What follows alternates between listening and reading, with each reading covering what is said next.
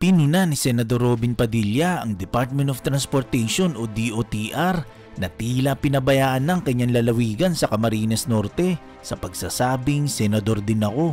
Hindi lamang ang senador dito, hindi lamang si Chis Escudero. Senador din ako. Sa pagdinig ng Senate Committee on Finance sa panukalang budget ng DOTR sa susunod na taon, nanggalaiti si Robin kung bakit ang lalawigan lamang ni Senador Francis Escudero ang nabibigyan ng maraming proyekto. Nagtataka ang senador kung bakit hindi kasama ang Camarines Norte sa Philippine National Railway South Long Haul Project. Meron na po papuntang Camarines Norte. Wala pa ho. Kasama ho yan sa plano po, pero wala pa ho tayong pondo para sa papunta ng Camarines Norte. Hindi po pwede isingit yan. Isingit nyo kami. Ang lapit lang po no? Ilang kilometro lang yun. Camarines Norte. 19 kilometers. Ang napakapangit naman pakinggan nung puro matnog sursugong kayo dyan. Paano naman yung Camarines Norte? Kawawa naman kami. Ang Camarines Norte, ito ang lugar kung saan siya pinanganak. Nagpaliwanag naman si DOTR Undersecretary for Railway Cesar Chavez na may 5 phase ang proyekto. Ang phase 1, ito ay ang Calamba Laguna patungong Daraga Albay at mula Daraga Albay patungong Matnog Sorsogon, ito naman yung phase 2 na siyang home province ni Escudero. Ang phase 3 naman ng proyekto ay mula Tiaong Quezon hanggang Batangas Port, habang ang phase 4 naman ay mula Calamba patungong Sucat. Magsisilbing dipo naman ang phase 5. Gayunpaman, ang 380-kilometer railway project ay natenga dahil sa kawalan ng pondo. Sa kabila nito, umuusok pa rin sa galit si Senator Robin kung bakit hindi kasama ang Camarines Norte sa proyekto. Himutok ni Robin, bakit daw naiwan ang Camarines Norte? Medyo parang aping-api daw sila. Halos 2 taon na daw kasi silang nagmamakaawa at wag naman daw sana silang kalimutan. Marami po akong dinig na magandang balita para sa mga tiga Norte. Para naman po sa South, gusto ko lamang pong itanong, ano pong balita sa Philippine National Railway South Long Haul? Kasi matagal na po namin inaantay ito sa Bicol. Alam nyo, lumaki po ako sa train dyan sa Bicol. Nami-miss na po namin. Kung sana dumating po yung panahon. Ano po bang balita? Magkakaroon na po ba ang magandang balita sa amin? Okay. Madam Chair, ang PNR South Long Haul ay Calamba to Daraga Albay. Opo. That's phase 1. Ang phase 2 ho ay Daraga Albay, papunta ho ng Matnog Sorsogon. Ang phase 3 ho ay Tiaong Quezon, going to Batangas Port, at ang phase 4, Calamba papunta ng Sucat. Ang package 5 po niyan ay rolling stock and electromechanicals po. Sa kasalukuyan po ay nakakontrata ang gobyerno sa China Exim Bank. It's about 14 billion para sa project management consultancy.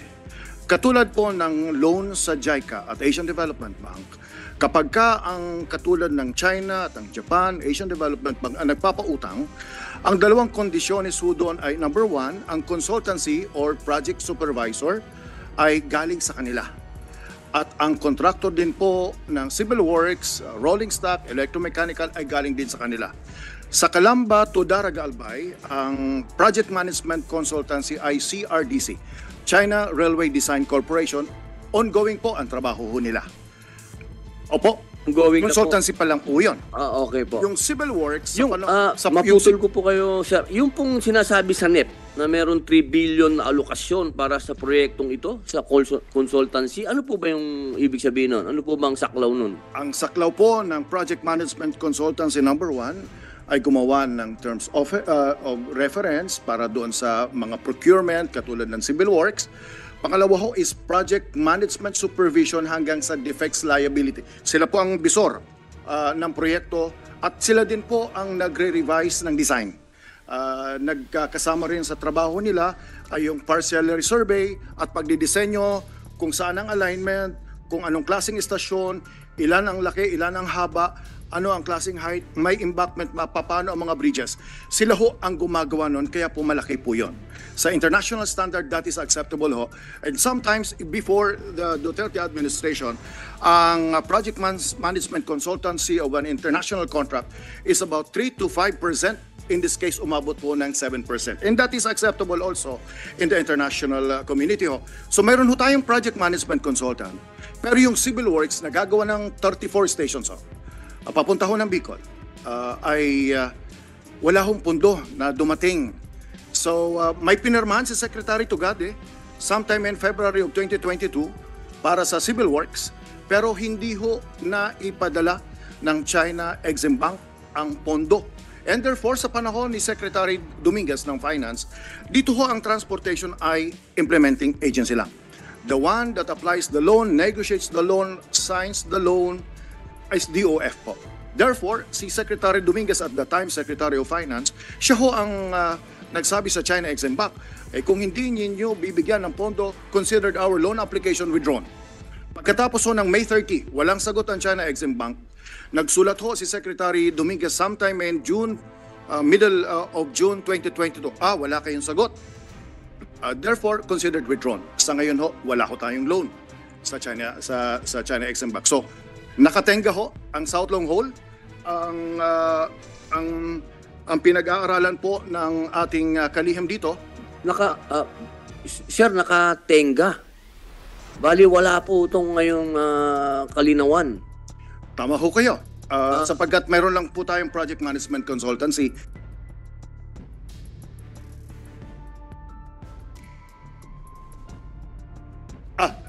Yung 3 billion ho ay hindi lang po siya tungkol sa part ho kasi ng ang trabaho ng gobyerno ay ang right of way pati na ang ISF. Tanong, ano ang direction consultancy? May mga nakatinggang trabaho din ang gobyerno. Tulad po sa Asian Development Bank, sa JICA, ang trabaho ng gobyerno ay right of way. Relocation of utilities ho. Pagkatapos so ay relocation of ISF, yung mga informal settlers po, at yung pagbibili ng lupa. Sa ngayon, ang 3 billion po ay nakalaan para sa relocation ng ISF. Bakit ito mayroon tayong ganyan? Sapagkat habang wala ka pang pondo galing sa China Exim Bank, ino-operate na po natin papunta ng Bicol. So in other words, long-term, medium, immediate, tactical, operational, in medium term, and long-term ho, kahit i-terminate ho natin at mapunta sa iba, or kahit existing yung project, kailangan pa ho nating i-relocate yung mga ISF sapagkat under the Marcos administration, pinagana ho natin ang trend existing PNR alignment from San Pablo to Lucena. Ngayon ho ay binuksan ho natin, lumang alignment pa ho ito, lumang trend pa ho ito, lumang istasyon pa ho ito. Opo. Para nagagamit, halimbawa po, may Pa pong umaabot sa Bicol. Wala pa. may existing operation pero luma. Si Poco to Naga at binuksan natin last August 2, Naga to Ligao, which means mayroon na tayong operation ho doon. Tapos yung ating Calamba to San Pablo, operational na ho yan. At yung ating San Pablo to Lucena, naging operational na po yan. In other words, kung ano man ang interes ng gobyerno, whether it's going to be China, Asian Development Bank, or PPP. May study na po kayo, gano'n, nagawa na. Opo. May study na po tayo. Okay po. Meron lang pong follow-up doon. Bakit po naiwan yung Camarines Norte? Medyo parang aping-api kami. Parang lahat po dinaanan eh.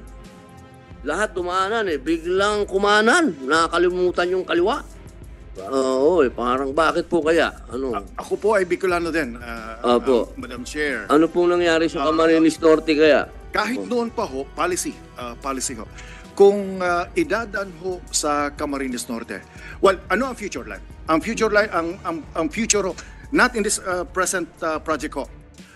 Dito sa Manila to Daraga ho, yung pinarma ni Secretary Tugade, ay wala po talaga ang daet. Ang dapat po ng daet ay ngayon po sa administrasyon po ninyo, hindi ba yung magagawa ng paraan na masama kami? Ang pinag-aayos po natin ay spar line. Ibig sabihin ho, may biyahe mula say total meron namang 3 billion na study diyan, ba't isama nyo na kami diyan? Senator, nasa menu po ng Department of Transportation na isama yung study ho niyan. Ang ongoing lang study po ngayon ay Manila to Matnog, Sorsogon. Pero yung binabanggit ho namin, nakalatag na ho ang mga future studies natin. Kasama ho ang spar line papunta ho ng Camarines So, Norte. sir, meron na po, papuntang Camarines Norte. Wala pa ho. Wala ho. Kasama ho yan sa plano po, pero wala pa ho tayong pondo para sa papunta ng Camarines Norte. Hindi po pwede isingit yan. Isingit nyo kami. Ang lapit lang po no, no? Ilang kilometro lang yun. Camarines Norte.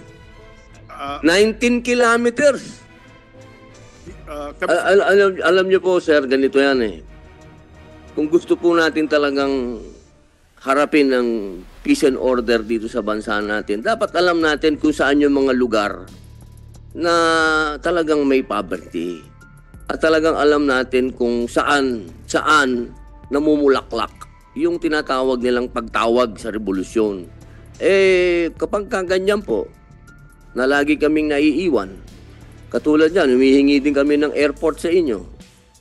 Yung airport namin, kanina, binanggit ng mga kapatid namin senador dito, may Antique, may Bukidnon. Yung Camarines Norte, ang kailangan lang namin, rehabilitation lang. Pangalawang taon na namin lang lumuluhod. Huwag nyo naman kaming kalimutan. Hindi lamang ang senador dito, hindi lamang si Chis Escudero. Senador din ako. Sir.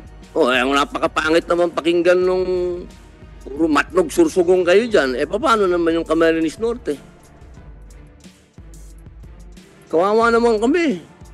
Alam niyo po ba ang airport diyan sa Daet, kapag nailagay nyo yan, makikinabang din po dyan ng Quezon. Makikinabang din po dyan ang malalapit na bayan ng Camarines Sur. At doon po sa lugar namin, wala po dyan problema kahit itanong nyo po sa Kaap. Diyan po sa Naga, humihingi sila 11 billion yata ang hinihingi nila para sa airport nila. Kami ho, 250 million lang. May airport na kami. Busted na kami sa train, busted pa rin sa airport. Ang napakasawing pag-ibig naman ito.